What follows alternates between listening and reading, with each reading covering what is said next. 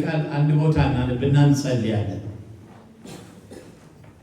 እግዚአብሔር ይመስገን። ጌታ በመካከላችን ያለው እግዚአብሔር ይባረክ። መንፈስ ቅዱስ በዚህ አለ። እግዚአብሔር ይባረክ። ሊረዳን ሊያግዘን በዚህ አለ። ያ ጌታ በመካከላችን ነው። እግዚአብሔር ይባረክ። የእግዚአብሔር ቃል በዮሐንስ ወንጌል ምዕራፍ 10 ከቁጥር 11 እስከ 21 ያለውን ነው ዛሬ የምንካፈለው። ኢየሱስ መልካም እረኛ ነው በሚል መልካም እረኛ እኔ ነኝ፣ መልካም እረኛ ነፍሱን ስለ በጎቹ ያኖራል። እረኛ ያልሆነው በጎቹ የእርሱ ያልሆኑ ሙያተኛ ግን ተኩላ ሲመጣ ባየ ጊዜ በጎቹን ትቶ ይሸሻል።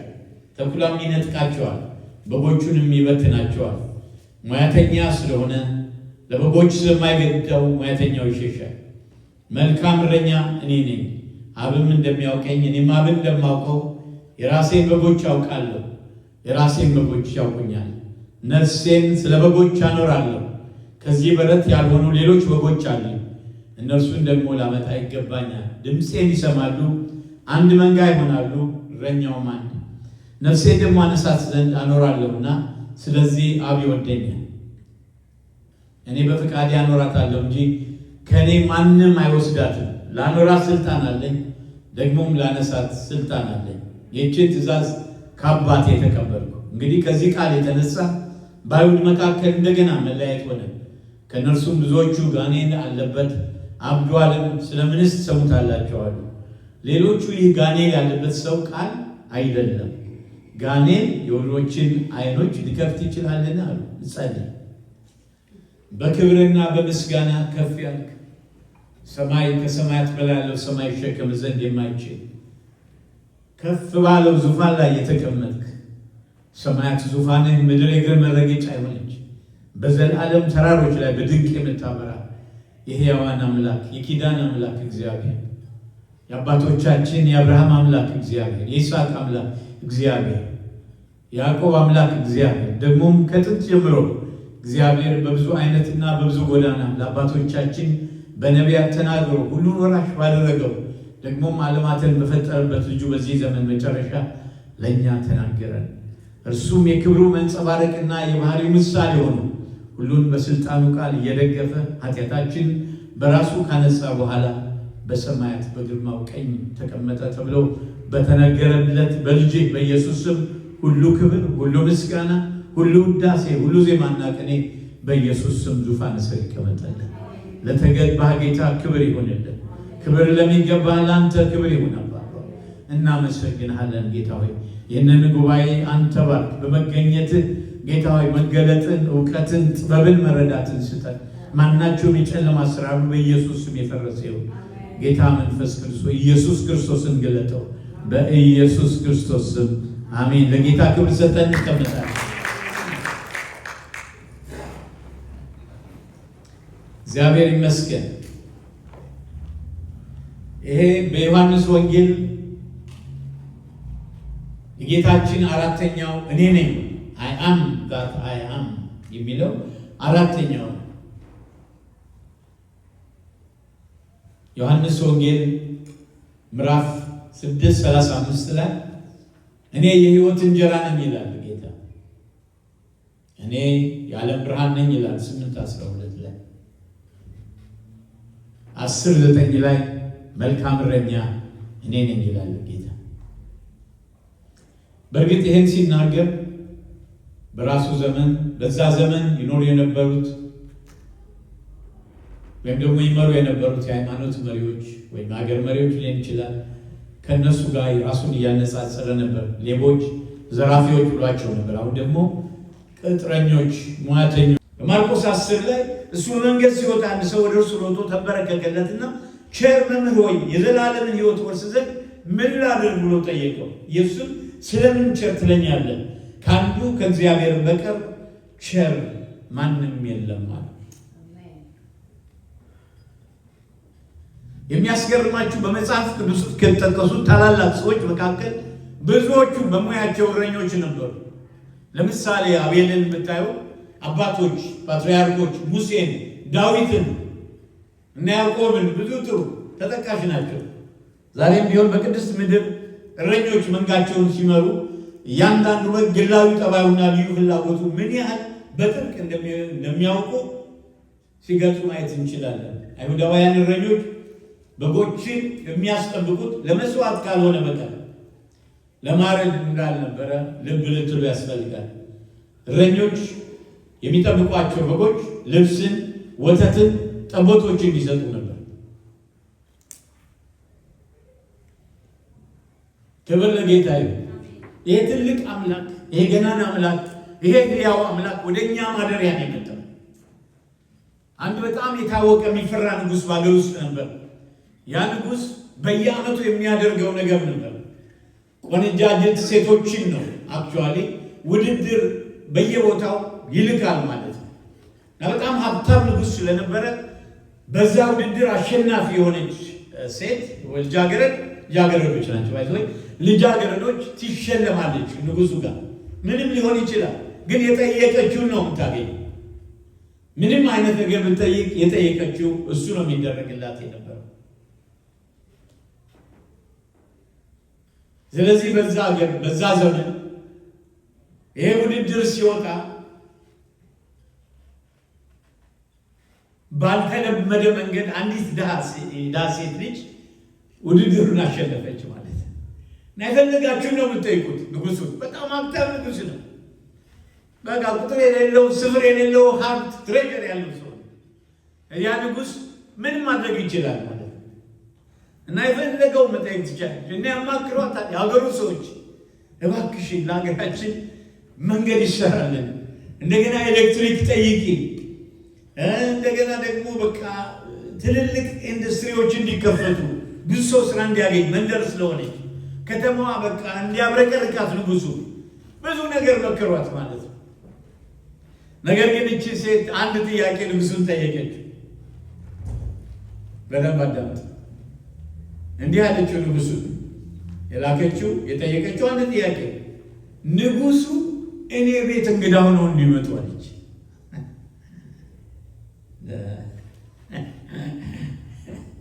ዛሬ ይመስገን በጣም ወደው ጥያቄ ነው የጠየቀችው።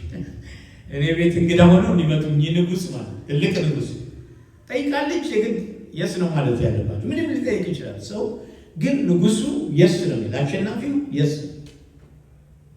ስለዚህ ያው ከዝግጅት መደረግ ተጀመረ ማለት ንጉሱ ሊመጣ ሰው ቤት ማለት ሰው ቤት እንግዳ ሆነ ልትቀበለው እና በጣም የሚገርም ነገር ሆነ። መንገድ ተሰራ፣ ትላልቅ ቤቶች ህንፃዎች ተሰሩ፣ ከተማዋ ቀለጠች። በቃ ሰፈሩ በሙሉ በዛ አካባቢ ያለው በሙሉ ማብረቅረቅ ጀመረ።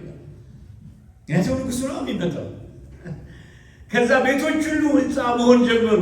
ተራ ቤቶች፣ እንደዚህ ድሃ ቤቶች፣ የእሷም ቤት ጨምሮ የእሷ ቤትማ አልነግራችሁም ፓላስ ነው የሆነው። ምክንያቱም ንጉሱ ናቸው የመጡት። ትልቅ ፓላስ ቤተ መንግስት መስሎ እንዲሰራ ንጉሱ። ስለዚህ ሁሉ ነገር ወጥቶ ፓላስ በቃ የሚመስል ቤት፣ ምክንያቱም ንጉሱ ይገባበት ቤት በሚያስገርም ሁኔታ በሚያስደንቅ ውበት በደንብ አድርገው ሰሩት ማለት እና ለከተማውም ለሀገሩም ለህዝቡም የሚሆን ነገር ነው የሆነው። ምክንያቱም ንጉሱ እሷ ቤት በእንግድነት ስለሚመጣ ማለት ንጉሱ የሚያርፉበት፣ እንዲሁ ደግሞ ባለሟሎቹ የሚያርፉበት በቃ የተሰራው ህንፃ በሙሉ ልክ ቤተ መንግስት እንዳለው እሱ እንደሚኖርበት ሆኖ የተሰራ አካባቢው ሆኖ ሁሉ መለወጥ ነበረበት። በማኖች በንጉሶች ክብር ለጌታ። ንጉሱን ጠይቃቸው። ንጉሱ ሲመጣ ከንጉሱ ጋር የሚመጣ ብዙ ነገር አለ። እግዚአብሔር ይባረክ። ስለዚህ ነው ይሄ ዝቅ ብሎ ራሱን አሳንሶ የተገኘው ጌታ የነገስታት ንጉስ፣ የጌታዎች ሁሉ ጌታ። አሜን። እስኪ ክብር ለጌታ ስጡ። የነገስታት ሁሉ ንጉስ፣ የጌታዎች ሁሉ ጌታ፣ ምድር ሰማይ ሊሸከመው የማይችል ክብር የሚኖር ማለት ነው። እና በዚህ ቦታ ላይ አራት ልዩ ልዩ አገልግሎች እረኛውን ያከናውናቸው አራት ነገሮችን በዚህ ቦታ ይናገራል እግዚአብሔር ቃል። ክብር ለኢየሱስ ይሁን። በመጀመሪያ ደረጃ ይሄ ንጉስ ለበጎች ይሞታል። ሞቷልም። ባለፈው ቴንስ ስናስብ እሱ በነበረበት ጊዜ ይሞታል ነው፣ ግን አሁን ሞቷል፣ የታወቀ። ክብር ለኢየሱስ ይሁን። ቁጥር 11 እስከ 13 ባለው ቅድም ባነበብነው ቦታ ላይ እንዲህ የሚል ቃል አለ። ክብር ለጌታ ይሁን። ከቁጥር 11 እስከ 13 ማለት ነው።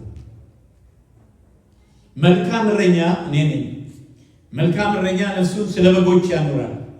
እረኛ ያልሆነው በጎችም የእርሱ ያልሆነ ሙያተኛ ግን ተኩላ ሲመጣ ባየ ጊዜ በጎችን ትቶ ይሸሻል። ተኩላም ይነጥቃቸዋል፣ በጎችን ይበትናቸዋል።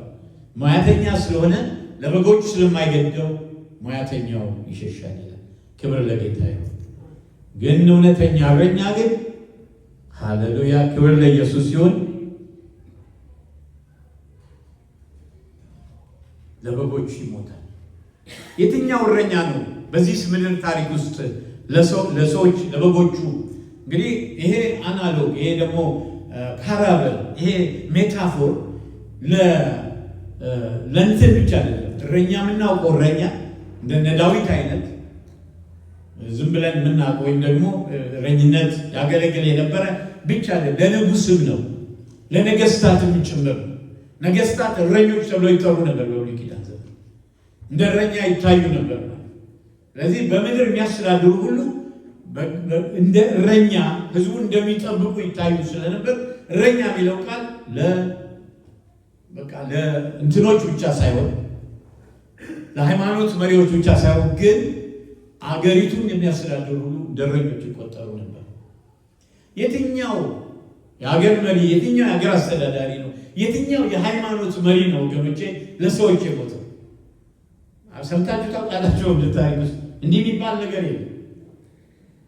ማንም የሞተ ሰው አለ? ለሰው የሞተ ለህዝቡ ሞቻለሁ ብሎ ያላለ ብሎ ሊል ይችላል፣ ግን እውነት አይደለም።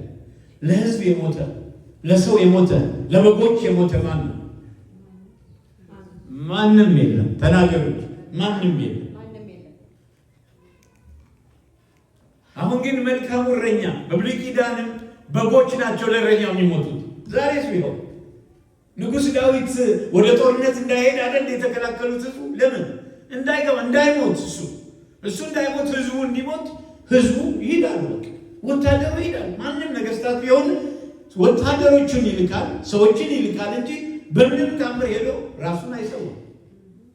በጣም እርግጠኛ ካልሆነ ንጉሥ ወይም ሀገሩ መሪ እዛ ቦታ ሄዶ ዋጋ ይከፍላል። ነገር ግን ይሄ የእኛ ጌታ ግን ለበጎቹ ሞቷል። ኢየሱስ በዚህ ስብከት ውስጥ በአምስት አጋጣሚዎች የመቱን መስዋዕትነት በግልጽ አረጋግጧል። እሱ በሰው ተገድሎ እንደ ሰማዕት አልሞተም። ይልቁንም ሕይወቱን ፈቅዶ ስለኛ በመስጠት እንደ ተጠቂ ሆኖ ነው የሞተው። ሰብስቲቱሽነሪ ዴዝ ነው የሞተው። በእኛ ፋንታ ነው የሞተው። አሜን ትላላችሁ? እኛ በእርሱ ሆነን የእግዚአብሔር ጽድቅ እንሆን ዘንድ ኃጢአት ያላወቀው ልጁን ስለኛ ኃጢአት አደረገው ይላል። እስኪ ክብር ለጌታ ስጡ። በእኛ ፋንታ ነው የሞተው። አንድ ነገር እንድትረዱ ፈልጋለሁ። እንደ ጀግና አይደለም ጌታ የሞተው፣ እንዳትሳሳቱ። የጀግና ሞት አይደለም የሞተው፣ ከዛ በላይ ነው።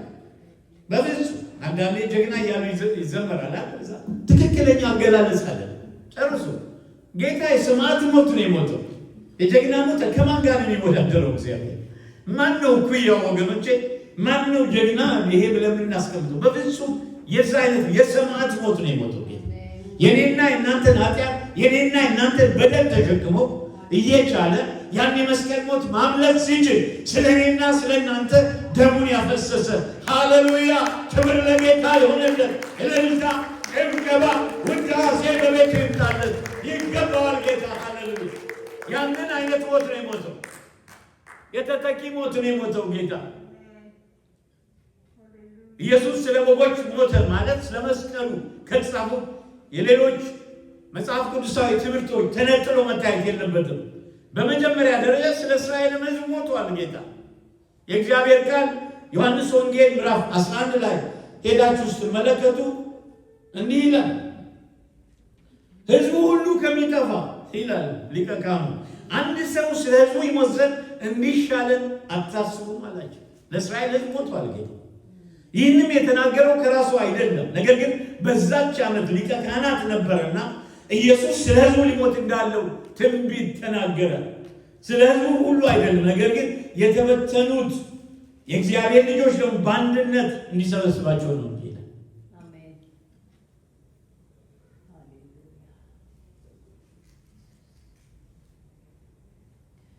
መልካም እረኛ እኔ ነኝ ይላል እዚህ ቦታ።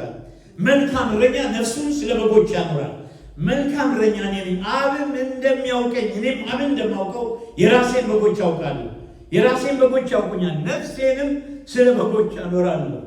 ነፍሴን ደግሞ አነሳት ዘንድ አኖራለሁ። ስለዚህ አብ ይወደኛል። እኔ በፈቃዴ አኖራታለሁ እንጂ ከኔ ማንም አይወስዳትም። ላኖራት ስልጣን አለኝ፣ ደግሞ ላነሳት ስልጣን አለኝ። ይህችን ትእዛዝ ከአባቴ ተቀበልኩ።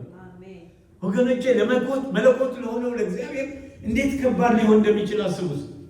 በእኔና በእናንተ ስጋ ውስጥ ሲገባ የሚገርም እኮ ነው። መለኮት እኮ ነው እሱ። ያው የማይመች ምድር፣ የማይመች ቦታ፣ የማይመች ሰፈር፣ የማይመች አካባቢ ነው የኖረው። ዝቅ ብሎ እንደ ባሪያ የባሪያ መልክ ይዞ ነው የተቀመጠው። በእግዚአብሔር ዘንድ አንድ ቀን እንደ 1000 ዓመት ነው። 33 ዓመት ተኩል ምድር ላይ ነበር። ያው ደግሞ በዚህ ውስን በሆነ አካል ማለት ነው። ልብ ልንል ያስፈልጋል። ጌታ የከፈለውን ዋጋ ማለት ነው።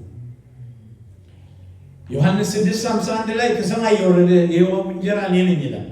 ከዚህ እንጀራ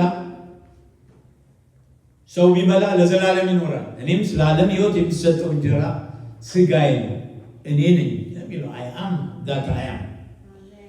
ሃሌሉያ! የሕይወት እንጀራ እኔ ነኝ። ሕይወት በምንም መንገድ አይገኝም። ዛሬ እረኛችሁን ጌታ አድርጉት ወገኖች። ስራችሁም አይሁን፣ ትምህርታችሁም አይሁን፣ ዲግሪያችሁም አይሁን ወገኖቼ፣ እውቀታችሁም አይሁን፣ ያላችሁ ነገር ገንዘባችሁም አይሁን፣ ልጆቻችሁም አይሁን፣ እረኛችሁ ኢየሱስ ይሁን። አሜን ትላላችሁ? እስኪ ለጌታ እረኛ ከሆነ የሚያሳጣችሁ የለም። እግዚአብሔር እረኛዬን የሚያሳጣኝም የለም ይላል። ክብር ለጌታ። ነፍሱን ስለ በጎች የሰጠ እረኛ እሱ ከሆነ የሚያስፈልጋችሁን ያውቃል። ሃሌሉያ! እግዚአብሔር እረኛዬ ነው አለ ዳዊት፣ የሚያሳጣኝም የለም ብሎ በለመለመ መስክ ያሳድረኛል፣ በዕረፍት ውኃ ዘንድ ይመራኛል። ነፍሴን መለሳት፣ ስለ ስሙ በጽድቅ መንገድ መራኝ። በሞት ጥላ መካከል እንኳን ብሄድ አንተ ከኔ ጋር ነህና ክፉን አልፈራም። በትርህ መርኩዝህ እነሱ ያጽናኑኛል። በፊቴ ገበታን አዘጋጀህ፣ በጠላቶቼ ፊት ለፊት ራሴን በዘይት ቀባህ። ጽዋዬ የተረፈ ነው። ቸርነትና ምሕረት በሕይወቴ ዘመን በሙሉ ይከተሉኛል። በእግዚአብሔር ቤት ለዘላለም እኖራለሁ። እስኪ ብለ ጌታ ስጡት። ሃሌሉያ! ይህ በቃላችሁ ልትይዙት ይገባታል። አንድ የእግዚአብሔር ሰው እንደ ፕሪስክሪፕሽን ይጽፈው ነበር። መዝሙር 23ን 5 ጊዜ በቀን ጊዜ ሜዲቴት አድርጉት ብሎ ይሰጣቸው ነበር ለታመሙ ሰው። እውነትም ኃይለኛ ነገር ሲያደርግ ያይ ነበር። በጣም የታወቀ የእግዚአብሔር ሰው ነው። ስሙ ለጊዜው ስላልመጣልኝ ነው። ክብር ለጌታ ይሁን። ገንዘብ ስለሚከፈለው ብቻ በጎችን የሚጠብቅ ሙያተኛ ነው የሚባለው። ነገር ግን አደጋ በሚመጣበት ጊዜ ሙያተኛው ይሸሻል። እውነተኛው እረኛ ግን ቆሞ መንጋውን ይንከባከባል። ቁልፍ ሐረጉ በጎች የእሱ ያልሆኑ ይላቸዋል። ያልሆኑ የሚለው አስቡ እዛው ላይ። መልካም እረኛ በጎችን ይገዛቸዋል። ስለሞተላቸው የእርሱ ናቸው፣ የእርሱ ናቸው፣ ይንከባከባቸዋል። በጎች በባህሪያቸው ባለማወቃቸው ለአደጋ የተሰጡ ናቸው።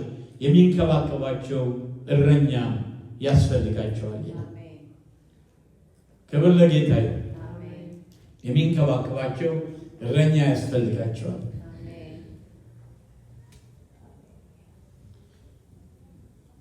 አንድ ትንሽ ልጅ ትንሽ ውሃ ላይ የምትሄድ ትንሽ ጀልባ ነገር ሰርቶ ሲጫወት ነበር የሚውለው። ድንገት ኃይለኛ ሀረቄን መጣና እንዳልነበር አደረገው አካባቢውን እና ከዛ ያው ቤቶች ያው የሚቻለው የሚጠገነው ይጠገናል። ተጠግኖ በቃ እቺ ጠፋችበት። በጣም ጸጸተው። እቺ ሰራት ማለት ነው። ከምን እንደሰራት ልብ አይደለም ግን የሰራት እቺ ትንሿ ጀልባ አጠገብ ካለ አንድ ሱቅ ላይ ትሸጣለች። ልትሸጥ ቀርባለች። 1 ብር ነው የምትሸጠው። በዛ ጊዜ 1 ብር ቀላል አይደለም። በድሮ ዘመን በቀደመው ዘመን 1 ብር ነው የምትሸጠው እና የእሱ የሆነችውን ጀልባ እዛ ጋር እያለ እና ባለሱቁን ሄዶ እባክህን ስጠኝ አለው። የኔ ናት አለ። አልሰጠህም አለ።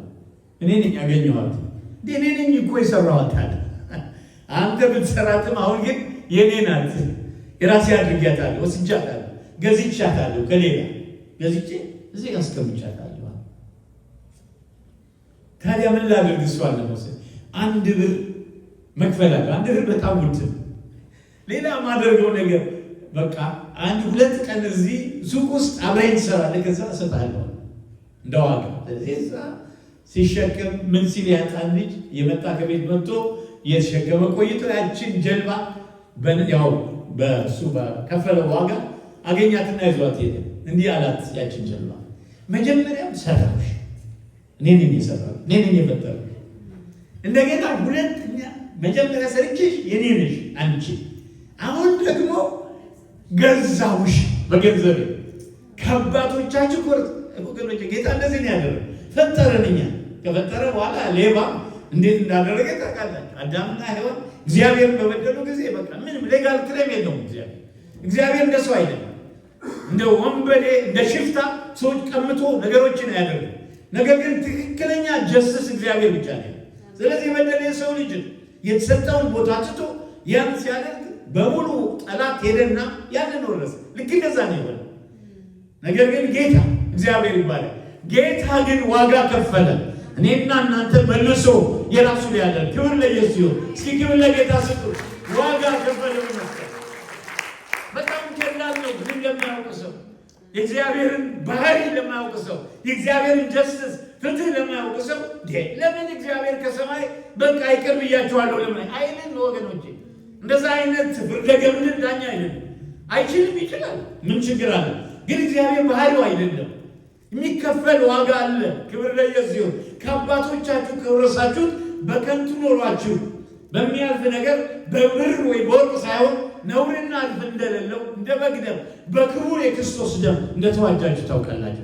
የተገዛንበት ዋጋ ፕራይስለስ ነው። እስኪ ለጌታ ክብር ስጡ። ዋጋችን ፕራይስለስ ነው። የተከፈለው የክርስቶስ ኢየሱስ ደም ስለሆነ ዋጋችን የትየለሌ ነው። በቁጥር በዚህ ነው የሚባል የሚመዘን አይደለም።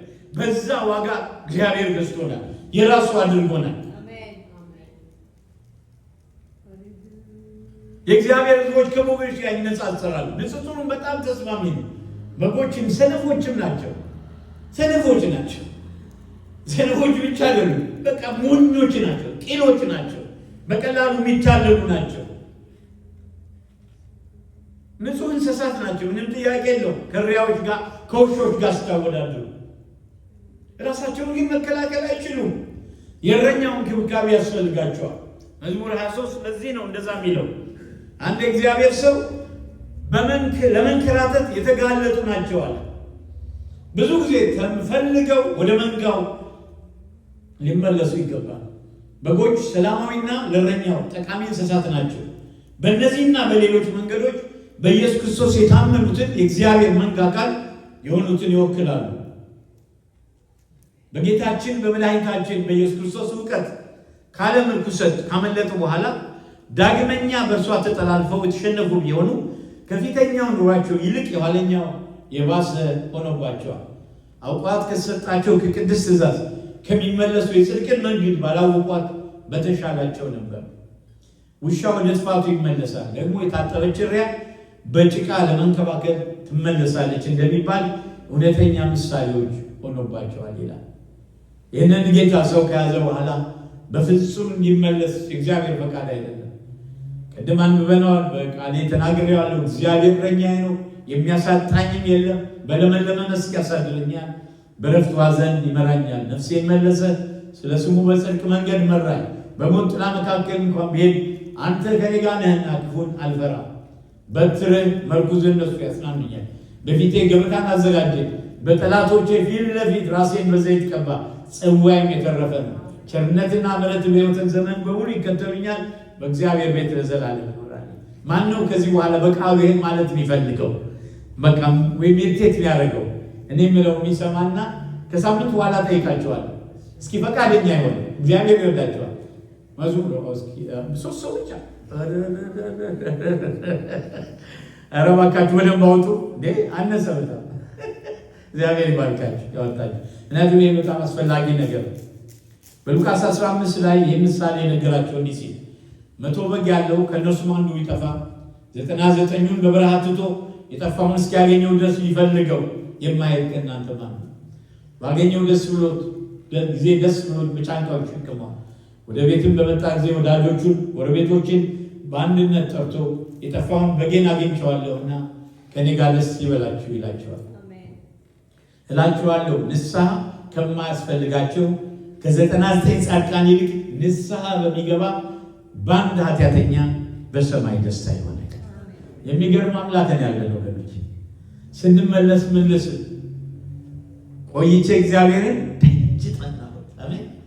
ደጅ ስተም ዘንበል ሌላ አሜን። ከጥፋት ጉድጓድ ከረግረግ ጭቃ አወጣኝ፣ አረማመዴን አጸና፣ አዲስ ዝማሬ ለአምላኬ ባፌ ላይ ጨመረ ይላል። ክብር እስኪ ለጌታ ይሁንለት። አሜን። ያነሳል ጌታ፣ የወደቀ ያነሳል፣ የታሰረ ይፈታል፣ የታመመ ይፈውሳል፣ ተስፋ ለቆረጠ ተስፋ ያለመልማል። ነገ አይደለም አሁን ያደርገዋል። እስኪ ክብር ለጌታ ስጡት። የተለወጠ ነገር ይሆናል ወገኖቼ። አምናችሁ ስትጠሩ እግዚአብሔር ቅርብ ነው። ሃሌሉያ! ጌታ ቅርብ ነው ይላል። በነገር ሁሉ በጸሎትና በምልጃ ከምስጋና ጋር በእግዚአብሔር ዘንድ ልመናችሁን አስታውቁ እንጂ በአንዳች አትጨነቁ። አእምሮን ሁሉ የሚያልፍ የእግዚአብሔር ሰላም ልባችሁንና ሀሳባችሁን በክርስቶስ ኢየሱስ ይጠብቃል። ክብር ይሁንለት ለጌታ። ሃሌሉያ! አትጨነቁ ለሚለው ነገ የራሱ ጭንቀት አለው፣ ግን ጌታ ከሁሉ በላይ ነው። ፈሪሳውያን ከመልካም እረኞች በተቃራኒ ለዓይነ ስውሩ አክቹዋሊ ይህ ሁሉ ዲስኮርስ የሆነው አንድ ዓይነ ስውር የተፈወሰ ዓይነ ስውር ምክንያት ለዚህ ለማኝ ፍቅርና ግድም የላቸው ከምኩራብ አስወጡት። ኢየሱስ ግን አገኘውና አበረታታው። ሁለተኛ ክብር ለኢየሱስ ይሁን። ሁለተኛ እግዚአብሔር ይባረክ። እግዚአብሔር በጎቹን ያውቃል። በጎቹን ያውቃል። ክብር ለጌታ ይሁን። በጎችን የሚያውቅ አምላክ ነው ጌታ ይባረክ። ለበጎቹ ይሞታል ብቻ አይደለም፣ በጎቹን በውል ያውቃቸዋል። በግ በተለይ የምስራቅ አገር ያሉ እረኞች በጣም የታወቀ ነው። ትልቅ እንትን አለ፣ እንደ በረት የሚሆን የሚመስል ነገር አለ። ያንን ከሰሩት በኋላ በር አንድ ብቻ ነው፣ አንድ ብቻ። የሚያስገርም እና አናሎጂ ውስጥ ታዩ የሚገርም እና እረኛው እዛ በሩ ላይ መቆም ብቻ አይደለም፣ ግን በሩ ላይ ነው የሚተኛው። ስለዚህ ምንም ጠላት ቢመጣ በማን ላይ ነው የሚያልፈው ማለት ነው? አልሰማችሁም ማለት ነው? እንደዛ ካለ ማን ላይ ነው የሚወጣው? ተመልከቱ። ይህን እናንተ መልካም እረኛ እዛው ላይ ነው ያለው፣ በረቱ ላይ ነው ያለው ማለት ነው። በሩ ላይ ነው ያለው። እንደውም በሩ እኔ ነኝ ብሏል። ክብር ለጌታ። በሩ እኔ ነኝ፣ በእኔ የሚወጣ ይገባል፣ ይወጣል፣ መሰማሪያም ያገኛል። ስለዚህ እውነተኛው እረኛ የበጎች በር ነኝ ብሏል። ክብር ለኢየሱስ። ማወቅ የሚለው ቃል ደግሞ እንደምናውቀው አእምሯዊ እውቀት አይደለም፣ ያለፈ ትርጉም አለው። በጥልቅ ግንኙነት የሚገኝ እውቀት ማለት የዘላለም ሕይወት አለ ጌታ እግዚአብሔርንና አንተ የላከውን ኢየሱስ ክርስቶስን ማወቅ ነው አለው። ይሄ የዘላለም ሕይወት ምን አይነት እውቀት? በቃ ኤክስፔሪየንሻል እውቀት ማለት ጌታ እኮ በየቀኑ ይገለጣል። ልንነካው ይፈልጋል። ጸልዩ፣ አብራችሁት ሁኑ፣ ጊዜ አሳልፉ፣ ይመጣል። ፕሬዘንሱ በጣም ከምታስቡት በላይ ያ ብቻ አይደለም፣ በቃ የቅርብ ወዳጃችሁ ሆነ። ቃል ይሰጣችኋል፣ ፈውስን ያደርጋል፣ ታምራት ያደርጋል፣ ይገኝላችኋል። እንደገና ደግሞ ስለሱ ያላችሁ ግን እየጠለቀ ነው የሚሄደው። አንዳንዱ በቃል ልትገልጡት የማትችሉ ነው፣ ግን ውስጣችሁ የሚገባ እውቀት አለ። የምስራቅ እረኛ በጎችን በግል ነው የሚያውቀው። ስለዚህ እንዴት ማገልገል እንዳለበት አጥብቆ ያውቃል። እውነተኛ አምላክ ብቻ ይሆን ከአንተ የላከውን ኢየሱስ ክርስቶስን ያውቁ ዘንድ ይህቺ የዘላለም ሕይወት ናት። ለመጀመሪያ ያህል ጌታችን ስማችንን ያውቃል። አሜን። ስንቶች ታምናላችሁ ስሜን ያውቃል ብላችሁ? እስኪ ክብር ለጌታ ይሁን። ስለዚህ ዛሬ ፓስተር መከታ አወቃችሁ አላወቃችሁ ምንም ትርጉም አይሰጥም። የብታቸው ማን አውቋቸዋል? እግዚአብሔር አውቋቸዋል። እግዚአብሔር በደንብ ነው በሁሉም ያውቃቸው። ስማችሁን አይደለም፣ አድራሻችሁን አይደለም፣ ሁለንተናችሁ የተደበቀው ያልተገለጠው የተሰወረውን ነገር ወደ ብርሃን ያወጣዋል ይላል። እናንተ ማታውቁትን ስለ ራሳችሁ እንኳን እግዚአብሔር ያውቃል። የማያውቀው ነገር የለም። ያንዳንዱ ዲቴል ሁሉ ነገራችሁን እግዚአብሔር ያውቃል። ስለዚህ ኮንፊደንስ ሊኖራችሁ ይገባል። በእግዚአብሔር ትምክህት ሊኖራችሁ ይገባል። በእግዚአብሔር ልትመኩ ያስፈልጋል። ሃሌሉያ! ጠቢብ በጥበቡ አይመካ፣ ኃያልም በኃይሉ አይመካ፣ ባለጠጋ በብልጥግና አይመካ። ነገር ግን የሚመካ ምሕረትን፣ ፍርድን፣ ጽድቅን በምድር ላይ እኔ እግዚአብሔር የማደርግ መሆኔን በማወቁና በማስተዋሉ በእኔ ይመካ። እኔን ደስ የሚያሰኙኝ እነዚህ ናቸው። አሜን። ወገኖቼ ሰዎች የደረደሩት ኒሻን በሙሉ ይጠፋል። ያውቃቸዋል። መጨረሻ ላይ ሲሞት አንቱ የሚባል ሰው ያለ ይመስላችኋል? አበቃ እኮ ሬሳ ነው። በቃ ያ ሁሉ የተደከመበት ዘመን ሁሉ የለፋበት ንጉሥ ሊሆን ይችላል፣ ጀነራል ሊሆን ይችላል፣ የፈለገ በሉ ብዙ ክሬዴንሻል እዚህ ጋር የተሰበሰበ ሊሆን ባለ ብዙ ዲግሪ ፕሮፌሰር ሊሆን ይችላል። ሲያበቃ ያበቃል። ጌታ ካለን ግን የሚቀጥል አሜን ትላላችሁ? እስኪ ክብር ለጌታ ስጡት። የሚቀጥል ሃሌሉያ። ስማችንን ያውቃል። ሰሞኑን ያውቀው ነበር። እንደውም አዲስ ስም ሰጠው፣ ፒተር ብሎ ማለት ነው። ዘኪዎስን በስሙ ጠራ። በአትክልት ስፍራውም የማርያምን ስም ጠራ። እረኛዋን አወቀችው። ሃሌሉያ። ማርያም ሜሪ ይላል። መልካሙ እረኛ እያንዳንዱ በጉ በስም እንደሚያውቅ ማወቅ ምን ያህል እንደሚያጽናና ያው እያንዳንዳችሁ መገመት ትችላላችሁ። ለእርሱ በረኛው ይከፍትለታል፣ በጎችም ድምፁን ይሰሙታል። የራሱንም በጎች በስማቸው ጠርቶ ይወስዳቸዋል። እሱ አስቀድሞ የራሱን ወንድም ስምዖንን አገኘና መሲህን አግኝተነዋል፣ ትርጓሜው ክርስቶስ ማለት ነው ይላል። ወደ ኢያሪኮ የሄደ ኢየሱስ ወደዛ ስፍራ በደረሰ ጊዜ አሸክሞ ዘኪዎስ ወይ ዛሬ በቤትህ ውል ዘንድ ይገባኛልና ፈጥነህ ውረድ አለው። ይሄ ሰውዬ በሰው የተጠራ በቃ በማንኛውም በአይሁድ ስታንዳርድ ኃጢአተኛ የሆነ ሰው ግን ጌታ አይቶት ነበር። ልቡ ያጭር ሰው ቢያንስ ጌታዬን ማየት አለብኝ ብሎ ባያስተውኝ እንኳን ላይ ዛፍ ላይ ወጥቶ ጌታን ያይ ነበር። ጌታ ግን ኦልሬዲ አይቶታል። ዘኪዎስ ውረድ፣ ማንም አልነገረው። ዘኪዎስ ወይ ውረድ፣ ቤትህ ውል ዘንድ ፈጥነህ ውረድ አለ።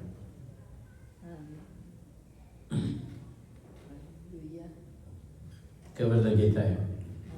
ባህሪያችንንም ያውቃል። በጎች በሙሉ ዋና ባህሪያቸው ተመሳሳይ ነው። ቢሆንም እያንዳንዱ በግ የራሱ የሆነ ጠባይ አለ። ፍቅር ያለው እረኛም እነዚህን ጠባያት ይለያል። አንዱ በግ ከፍታ ቦታዎችን ሊፈራ ይችላል። ሌላው ደግሞ የጨለማ ስፍራዎችን፣ ጥላዎችን ሊፈራ ይችላል። ታማኝ እረኛ መንጋውን ሲጠብቅ እነዚህ ልዩ ፍላጎቶች ግምት ውስጥ ያስገባል። 12ቱ ሐዋርያት እርስ በርሳቸው ምን አይነት ሰዎች እንደነበሩ አስተውላችሁ የምታውቁ ከሆነ ጴጥሮስ ችኩልና ተናጋሪ ሲሆን እኔ የሚል ማለት ነው። ወዲያው አንድ ጥያቄ ሲጠይቅ አያስተውልም። ገብቷቸዋል ማለት መልሱን ከበስተጀርባው እና በቃ ብቻ ካፉ ላይ የመጣውን በሙሉ መናገር ነው የሚፈልግ። የመጀመሪያ መብለጥ ነው የሚፈልገው። በቃ መላቅ በቃ እንደዚህ በቃ ግን የዋህ ቅን ሰው እና በጣም ነው የምወደው ጴጥሮስ ማለት ነው። በፊት ሁሉንም ወዳለሁ ግን ጴጥሮስ ባህሪው በጣም እንትን ይለኛል። ቸኩሎ ነው የሚመልሰው። ቶማስ ደግሞ ተጠራጣሪ ይህስ ቢሆን ይላል አመንቺ። እንድርያስ ደግሞ ሰዎችን ሁልጊዜ ወደ ኢየሱስ ማምጣት ነው ስራው ነበር፣ የሰው ወዳጅ። ይሁዳ ደግሞ ገንዘብ ነው የሚወደው። ስለዚህ ሰዎችን ለጥቅም ነው የሚፈልገው። በምንም መንገድ ጉዳዩ ከጥቅም ጋር ሰዎችን ሲቀርብን በዚህ ከበስተጀርባ ገንዘብ ይሰጡኛል በሚል ማለት ነው።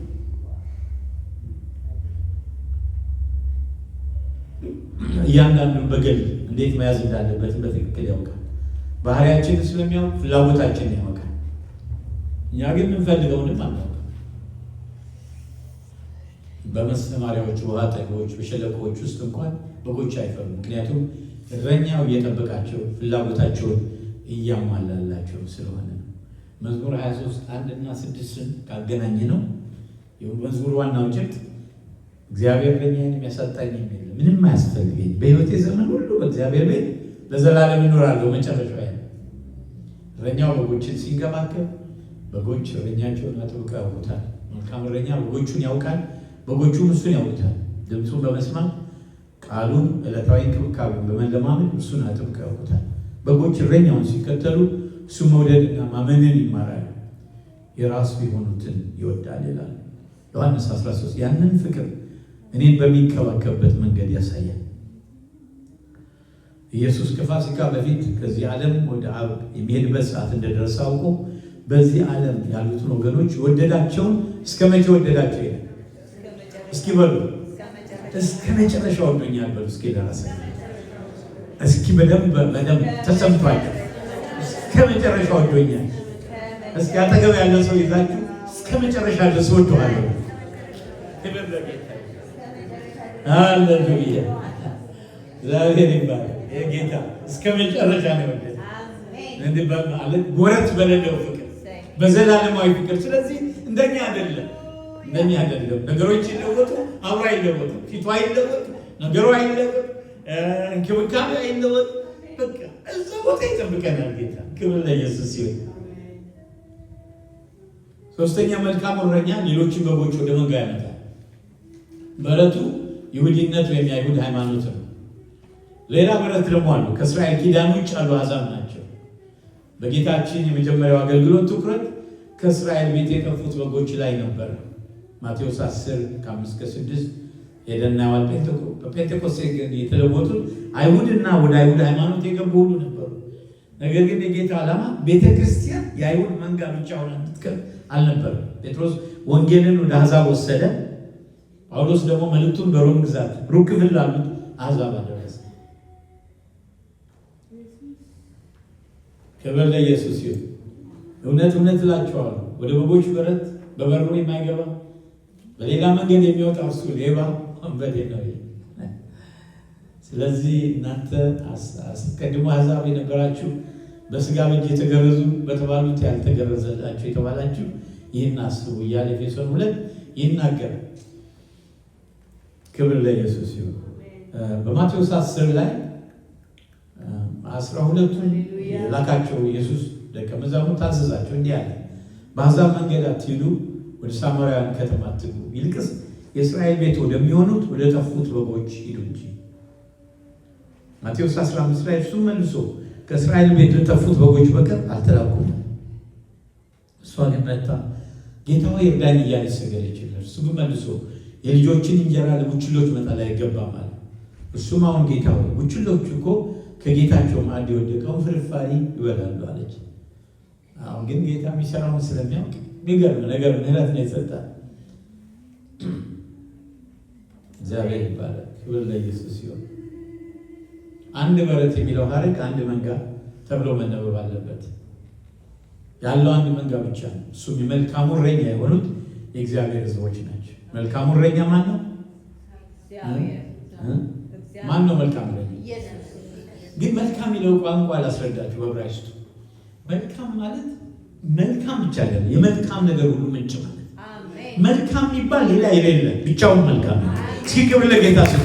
ያ ማለት ምንም ኮምፓራቲቭ ቋንቋ አይደለም። ብቻውን መልካም የሆነ ማለት ነው። በፍጹም መልካምነት የሚባለው ነገር በፍጹም በምንም መንገድ እንትን ውስጥ ኮምፓራቲቭ ቋንቋ ውስጥ አይገባም። ይሄ መልካም የተባለው ብቻውን መልካም የሆነ አሜን። መልካም የመልካም ነገር ሁሉ ምንጭ። ሃሌሉያ። የዮሐንስ ወንጌል የሚሽን መልእክት ነው። በጣም ግልጽ ነው። እግዚአብሔር ዓለምን እንዲሁ ወዷል። በእርሱ የሚያምን የዘላለም ሕይወት እንዲኖረው እንጂ እንዳይጠፋ እግዚአብሔር አንድያ ልጁን ሲሰጥ ድረስ ዓለሙን እንዲሁ ወዷል። ዓለሙ የሚለው በእንትኑ በግሪኩ ኮዝሞስ ነው። ኮዝሞስ ማለት በቃ ጥቁር የለ፣ ነጭ የለ፣ ቢጫ የለ፣ ሁሉ ክብር ለኢየሱስ። ኢትዮጵያ የለ፣ አሜሪካ የለ፣ እስራኤላዊ የለ፣ እግዚአብሔር ይባላል። ኤዥያዊ የለ፣ ሁሉም ነው ኮዝሞስ። ሁሉም ዓለሙን በሙሉ ነው የወደደው። እግዚአብሔር ይባላል። የወደደበት ፍቅር በጣም ተለየ። የሆነ ክርክር ላይ ዲቤት ላይ ይጠይቋቸዋል ስለ ኢየሱስ ባህሪና እና ምን ይላል? አይ ሰው እንደሚሆን በእርግጥ የተረጋገጠ ነው ሁሉንም ሰው። እነዚህ ሰዎች ተቃዋሚ ነው። እሱን ሰውን በሙሉ እንደሚወድ እናውቃለን። የትኛው ሰው የትኛው ነብይ ነው? የትኛው ሐዋርያ ነው? የትኛው መሪ ነው ሰዎች እንዳለ በኩል የሚወድ ከኢየሱስ በስተቀር? የሳምራዊቱ ሴት በጣም የሚያስገርም ነገር ነው ያደረገው። እሱ የሞተው ለጠፋው ዓለም ነው። ፍላጎቱ ህዝቡ የዘላለም ሕይወት መልእክት ለጠፋው ዓለም እንዲያደርሱ ነው። አራተኛና የመጨረሻው መልካም እረኛ ሕይወቱን እንደገና ያነሳል። ፈቃደኝነት ያለው ሞቱ በድል አድራጊነት ትንሣኤ ተተካ። ከሰው አንጻር ኢየሱስ እንደተገደለ ቅድም እንዳልኳችሁ ይመስላል። ከአምላክ አንጻር ግን ሕይወቱን በፈቃዱ አሳልፎ ሰጠ። ኢየሱስ በመስቀል ላይ ተፈጸመ ብሎ ሲጮህ መንፈሱን በፈቃዱ ለአባቱ አሳልፎ ሰጠ። ከ3 ቀን በኋላ በፈቃዱ ሕይወቱ እንደገና ወሰደ። ከሙታን ተነሳ። አባት ይህን ስልጣን በፍቅር ሰጠው። ሆምጣጤውን ከተቀበለ በኋላ ተፈጽሟል። ራሱን አዘንብሎ ነፍሱን አሳልፎ ሰጠ። መጽሐፍት ወልድን ያስነሳው አባት እንደሆነ ያስተምራል። አንዳንድ መጽሐፍት ያው መጽሐፍ ቅዱስን ያስተምራል። ሐዋርያት ምዕራፍ 2 ቁጥር 32 ላይ ይህን ኢየሱስን እግዚአብሔር አስነሳው፣ አብ አስነሳው ማለት ለዚህ ነገር እኛ ሁላችን ምስክሮች ነን። ሮሜ 6 ቁጥር 4 ደግሞ እንዲሁም ክርስቶስ በአብ ክብር ከሙታን እንደተነሳ እንዲሁ እኛም በአዲስ ሕይወት እንድንመላለስ ከሞቱ ጋር እንድንሆን ዘንድ በጥምቀት ከእሱ ጋር ተቀበረ። በማን ክብር ይላል? በአብ ክብር ይላል። እዚህ ጋር ደግሞ ዕብራውያን 13 ያለ በዘላለም ኪዳን ደም ለበጎች ትልቅ እረኛ ሆኖ ጌታችን ኢየሱስን ከሙታን ያወጣው የሰላም አምላክ ይላል። ያው ማለት ነው። ክብር ለኢየሱስ ይሁን። ጌታ ስለ አባቱ ሲናገር አባቴ እስከ ዛሬ ድረስ ይሰራል እኔም ደግሞ እሰራለሁ ብሎ መለሰላቸው ይላል ዮሐንስ 5 ላይ። ኢየሱስ መለሰ እንዲህም አላቸው፣ እውነት እውነት እላችኋለሁ አብ ሲያደርግ ያየውን እንጂ ወልድ ከራሱ ሊያደርግ ምንም አይችልም። ያ የሚያደርገውን ሁሉ ወልድ ደግሞ ይህን እንዲሁ ያደርጋል። አብም ወልድም መንፈስ ቅዱስም በሐመኔ ነው የሚሰሩት። 3 አካል ግን አንድ አምላክ ማለት ነው። አብ በራሱ ሕይወት እንዳለው እንዲሁ ደግሞ ለወልድ በራሱ ሕይወት እንዲኖረው ሰጥቶታልና ይላል።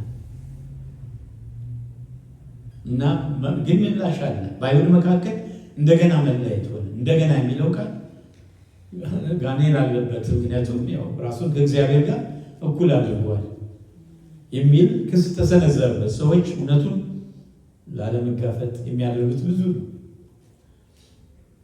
እግዚአብሔር ይባረክ።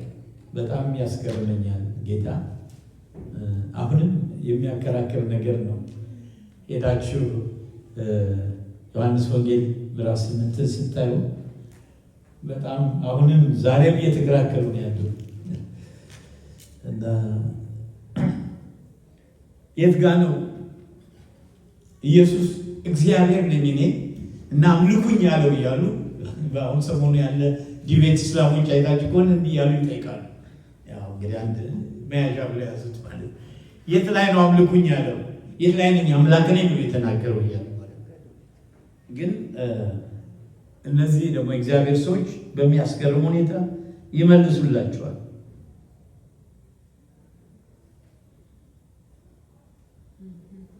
እኔ ራሴን ባከብር ክብሬ ከንቱ ነው አለ ጌታ። የሚያከብረኝ እናንተ አምላካችን የምትሉት አባቴ ነው። አላወቃችሁትም፣ እኔ ግን አውቀዋለሁ። አላውቀውም ብል እንደናንተ ሐሰተኛ በሆኑ፣ ዳሩ ግን አውቀዋለሁ፣ ቃሉንም እጠብቃለሁ። አባታቸው አብርሃም ቀኔን ያይ ዘንድ ሐሴት አደረገ፣ አየም ደስ አለ። አይሁድም ገና 5 ዓመት ያልሆነ አብርሃምን አይተሃልን አሉት። ኢየሱስም እውነት እውነት እላችኋለሁ አብርሃም ሳይወለድ እኔ አለሁ አለ። ክብር ለጌታ። አብርሃም ሳይወለድ እኔ አለሁ አለ ጌታ። ክብር ለኢየሱስ ይሁን።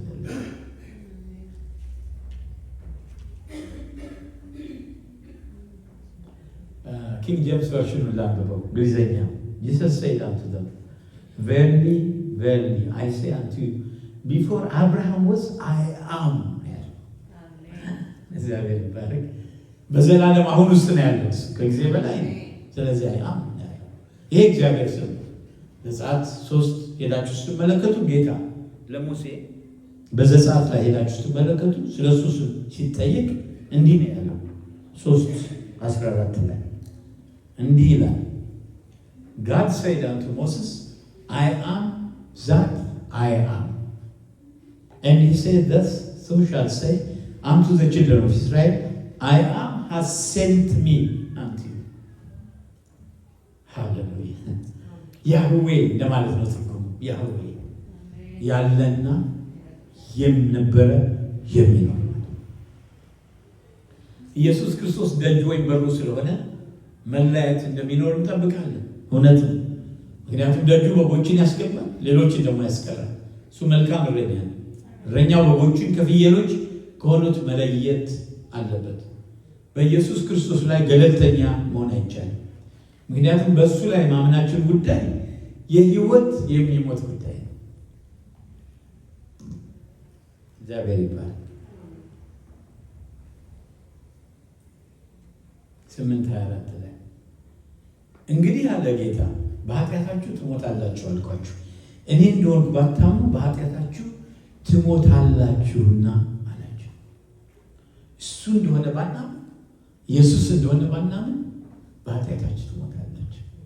ወገኖች ለጌታ በቃ በሚቃጠል ፍቅር መመላለስ ይኖርብናል።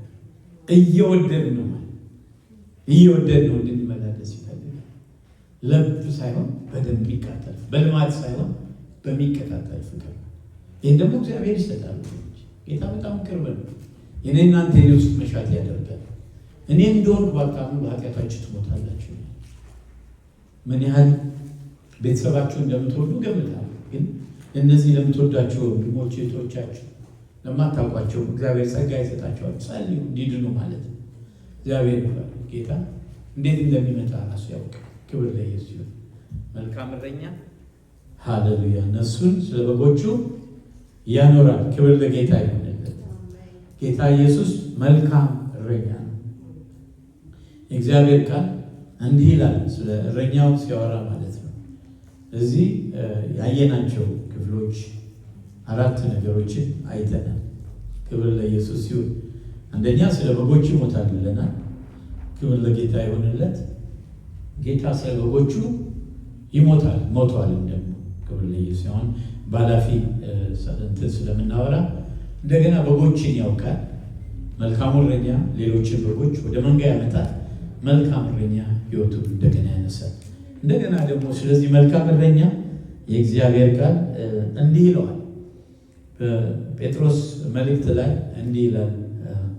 ስለዚህ መልካም እረኛ ሲያወራ ማለት ነው። ክብር ለኢየሱስ ይሁን። እንዲህ ይላል